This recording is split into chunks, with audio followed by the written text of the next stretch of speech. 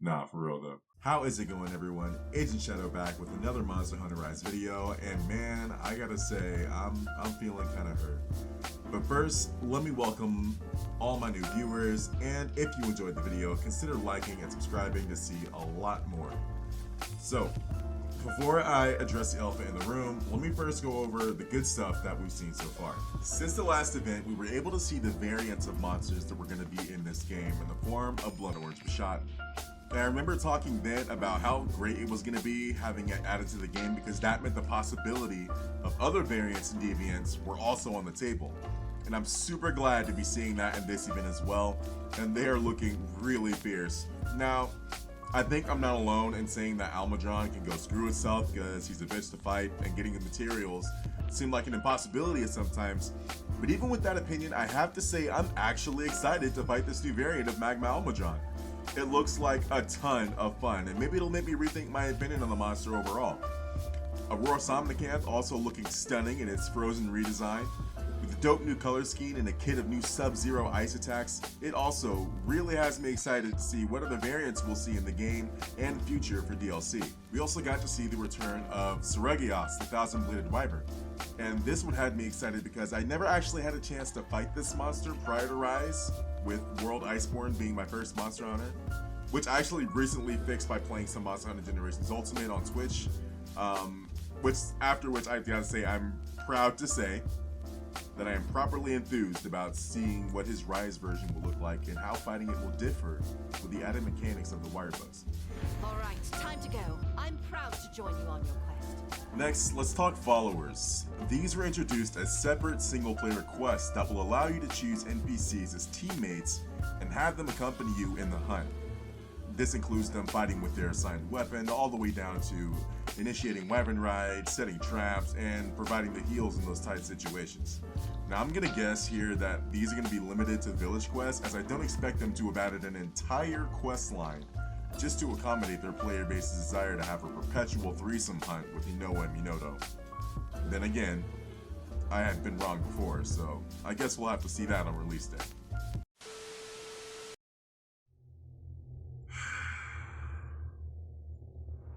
Now, my fellow hunters, Charge Blade Mains, Spartans of the Hunters Guild, whose SAED spams light up the sky like the burst from a collapsing star. Okay, I'll talk about the switch skill.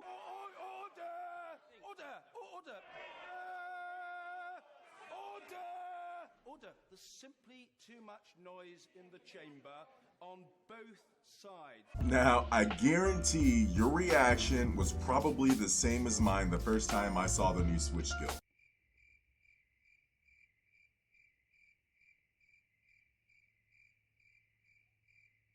But after some study and research, I've stumbled upon some interesting things, and I have to say, in my opinion, it's changing the supposed death of our most beloved Charge Blade meta. I believe our meta will survive. Better yet, I think it's going to grow on two main factors in my view: the switch skill swap / evade, and Capcom's repeated tendency to reveal a lot, but not reveal everything. So let's first look at the new switch skill, the Ready Stance, which yes is another counter, but in a different way. The site reads, after guarding, a heavy knockback leaves you in sword mode and lowers your guard reaction time, so you're able to chain sword / axe attacks. This will give us a much better option than always using peak performance, and we won't be punished for the end lag of not only the move itself, but most of the follow-ups it leads into. This guard looks a lot smoother, and the quicker transition gives us more time to adjust strategy if needed in a split-second situation. But the biggest change overall to me in the meta and what will take our weapon to new heights is the ability of switch skill swapping along with the evade. I mean, look at this clip here.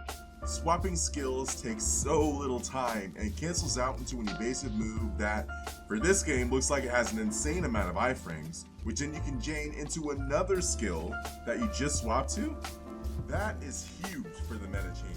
Gone are the days of single skill loadouts, and the world of possibilities has opened up its majestic gates through which a new age of Charge Blade Spartans will emerge stronger and more versatile than ever before. Nah, for real though. Think about how currently we have to land a Silkbind guard on like the second hit of a 2-stage move. Say for instance Valstrax. Usually I'll have to guard point the first stab when he's enraged, and then Silk Bind the second one in order to set up for the AED or UAD counter. But with these new mechanics, you could peak performance the first one, swap skill, and then cancel that with the evade backwards for the second stab, and then immediately go into an Axe Hopper AED or SAED because you just switch skills for a deliciously dope knockout.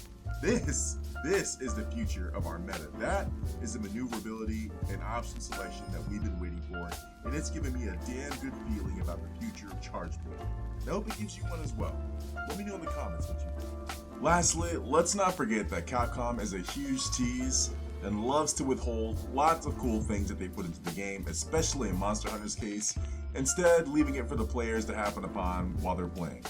In the initial release of Rise, though we were told about switch skills in advance, we never really knew how many or what the others would be until we got in the game and started playing.